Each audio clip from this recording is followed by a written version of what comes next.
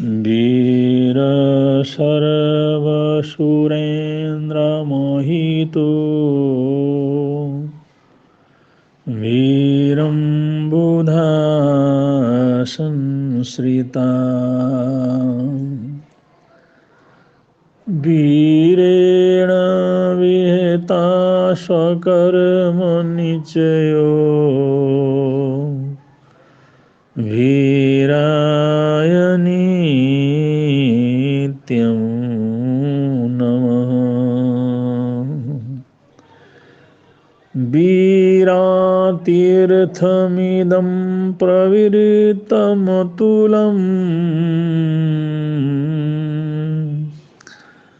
वीरस्य घोरं तपो वीरे श्रीधीरति कीर्ति कांति निचयो हे वीरभद्रं दिश वीरे श्रीधीरति कीर्ति कांति निचयो हे वीरभद्रं दिश।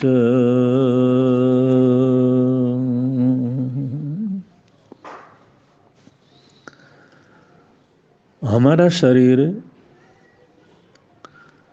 सेल जो अरबों की संख्या में, खरबों की संख्या में सेल हैं, उन सेल्सों से मिलकर के शरीर का निर्माण हुआ है।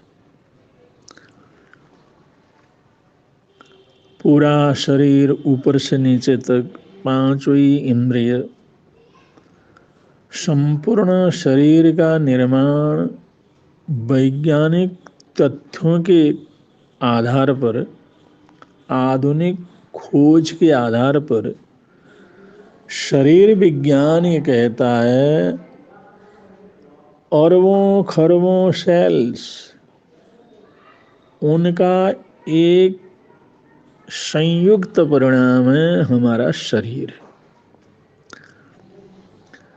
शरीर का सेल्स, जो शरीर के सेल्स हैं,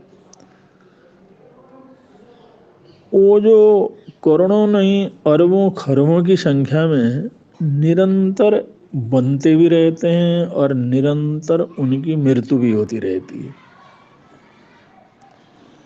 लगातार वो जन्म भी लेते रहते हैं और लगातार मृत्यु भी होती है। और हर सेल को, जो हमारे शरीर के निर्माण में लगा हुआ है, हर सेल को प्राणवायु की जरूरत होती है, रक्त संचार की जरूरत होती है, और उसको ऑक्सीजन की जरूरत होती है, और एक्सरसाइज की। प्राणवायु, रक्त संचार और उसके एक्सरसाइज की भी जरूरत होती, उसमें कुछ न कुछ हिलन चलन हो। तो ये सेल्स बनते रहते हैं और बिगड़ते रहते हैं, बनते रहते हैं, बिगड़ते रहते हैं, और इन सब से मिला हुआ हमारे शरीर का निर्माण होता है, जो दुनिया का सबसे बड़ा आश्चर्य है। एक सारा संसार ही इस शरीर में पिंड रूप में, पूरी दुनिया, पूरा ब्रह्मांड इसके अंदर समाया हुआ है। ऐसा हमारा शरीर है। तो इस शरीर को स्वस्थ रखना भी बहुत आवश्यक है। बहुत सी बीमारियां इसके अंदर होती रहती हैं। बहुत सी बीमारियों के लिए उसके अलग अलग तरीके के इलाज भी होते रहते हैं, उनका खोज भी होता रहता है, उनका प्रयोग भी होता रहता है। एक जो है विशेष थेरेपी अब आई है, जैसे शरीर में कैंसर जैसी बीमारी हो जाती है, जो सबसे भयंकर बीमारी मानी जाती है, कैंसर जैसी बीमारी को ठीक करने के लिए डिटॉक्सिफिकेशन विषहरण थेरेपी का निर्माण हुआ है। उसका नाम है विष अपहरण थेरेपी, कैंसर के जहर को समाप्त करने वाली थेरेपी। इस थेरेपी को ऑटोफैगी थेरेपी भी कहते हैं। ये जापानी भाषा में इसको ऑटोफैगी थेरेपी कहा जाता है। इंग्लिश में अगर उसको बोलें तो डिटॉक्सिफिकेशन थेरेपी होता है, और हिंदी में उसको बोलें तो विष अपहरण थेरेपी है।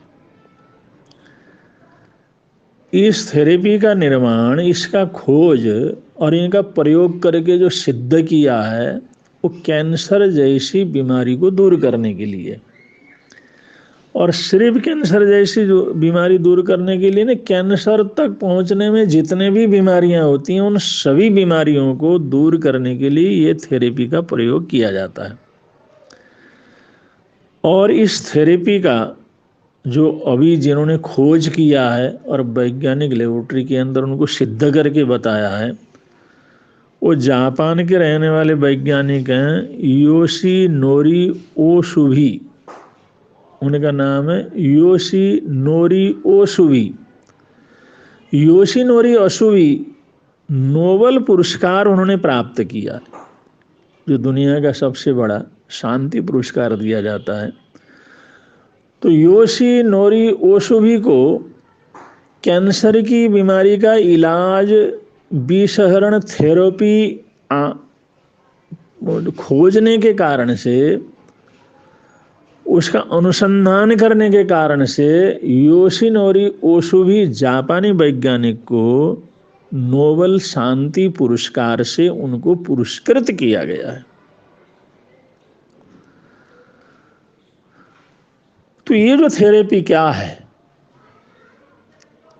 इसको थोड़ा सा हम समझ लेते हैं। और इस थेरेपी का प्रयोग करके उन्होंने सैकड़ों लोगों को कैंसर की बीमारी से मुक्ति दिलाई है। क्योंकि वैज्ञानिक लेबोरेटरी में या वैज्ञानिक सभा के अंदर उसकी थ्योरी भी दी जाती है, उस थ्योरी का कन्वेंशन भी किया जाता है, उसको प्रूफ भी किया जाता है, और उसके प्रैक्टिकल प्रयोग वो भी सामने रखने पड़ते हैं। बिना प्रैक्टिकल पूरे उदाहरण रखे बिना तो ये सब इस तरह से स्वीकार नहीं किया जा सकता। तो ऑटोफैगी थेरेपी जो है, उसको जो है योशिनोरी ओसुबी ने रखा, और ये उन्होंने अपने वैज्ञानिक शोध के द्वारा, प्रयोग के द्वारा ये सिद्ध करके दिखाया, इस थेरेपी का प्रयोग करके हम कैंसर की बीमारी वाले बीमारों को ठीक कर सकते हैं। और बहुत से लोगों को उन्होंने ठीक किया। तो ये थेरेपी क्या है, इसके लिए उन्होंने इसका जो है एक प्रयोग किया, भी स्वयं को जलाना। ऑटोफैगी का मतलब स्वयं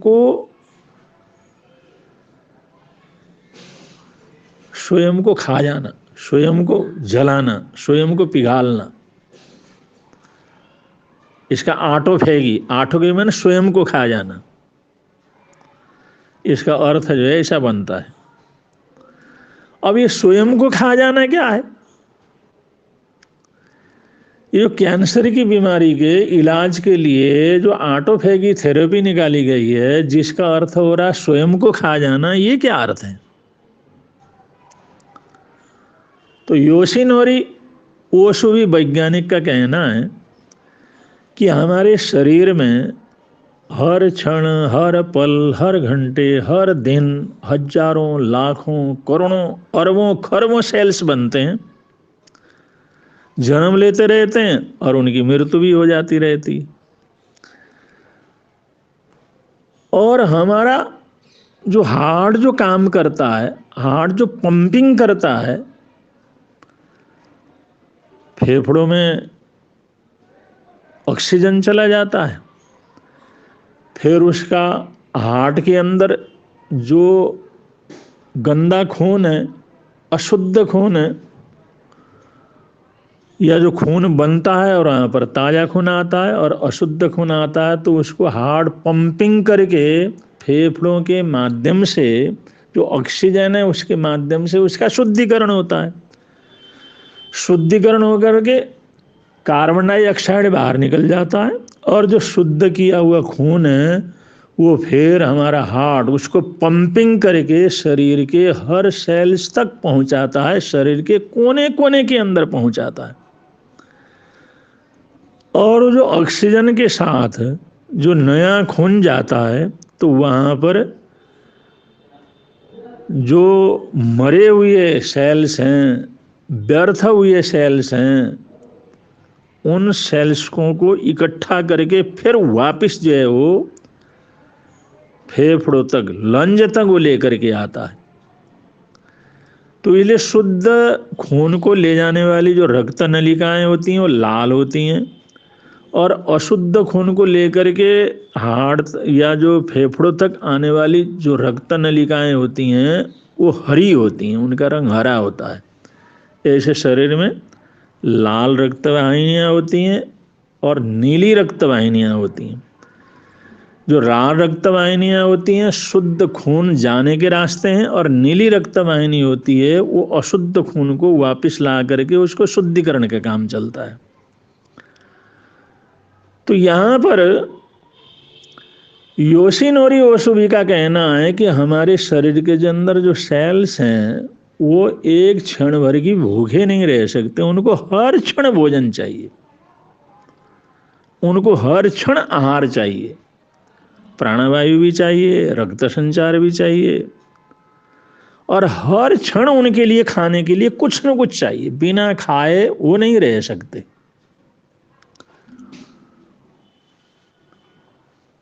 अब जब मनुष्य को उपवास करवा दिया जाता है, 1 घंटा अगर खाना बंद कर दिया, 8 घंटे खाना बंद कर दिया, 1 दिन खाना बंद कर दिया, 2 दिन खाना बंद कर दिया, ऊपर से डालने वाला जो आहार बंद हो गया, तो आहार जो खून में हो करके फिर सब जगह जाता था वो आहार का आगमन खत्म हो गया, तो हमारे जो अंदर रहे हुए सेल्स हैं जो अपने अड़ोस पड़ोस के जो मृत सेल्स हैं उनको खाते हैं, उनका आहार करना शुरू कर देते हैं।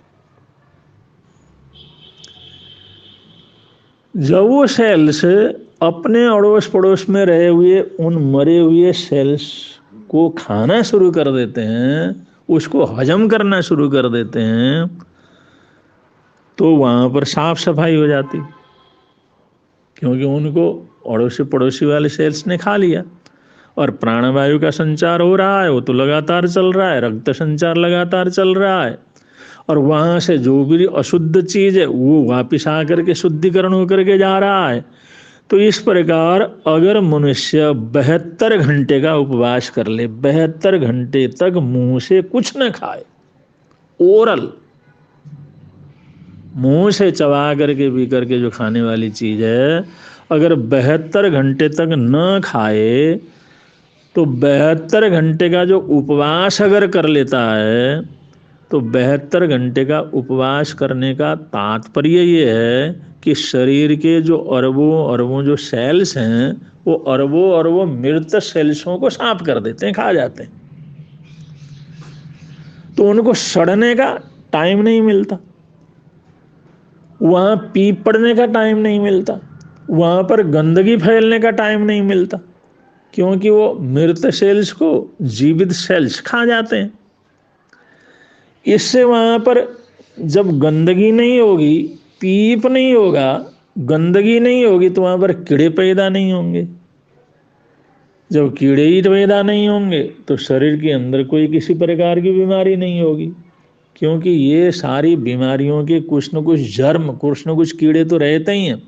हमारे शरीर के अंदर गंदगी इकट्ठी हो जाती है, उसकी सफाई नहीं होती है, और हम लोग एक्सरसाइज बराबर करते नहीं हैं, प्राणवायु को अपने अंदर तक लेने का प्रयत्न नहीं करते, रक्त संचार को ठीक नहीं रखते हैं, हमारे शरीर के बहुत से हिस्से को हम कभी हिलाते डुलाते नहीं हैं, उनका एक्सरसाइज नहीं करते, या प्राणायाम करके आंतरिक जो ऑर्गन्स हैं उनका जो हिलन चालन नहीं करते, चलना फिरना उठना बैठना काम करना मेहनत करना गर्मी में सर्दी में, ऐसा करके हम शारीरिक श्रम नहीं करते, तो जो मरे हुए सेल्स हैं, मरा हुआ हिस्सा है, वहाँ पर सड़ता रहता है।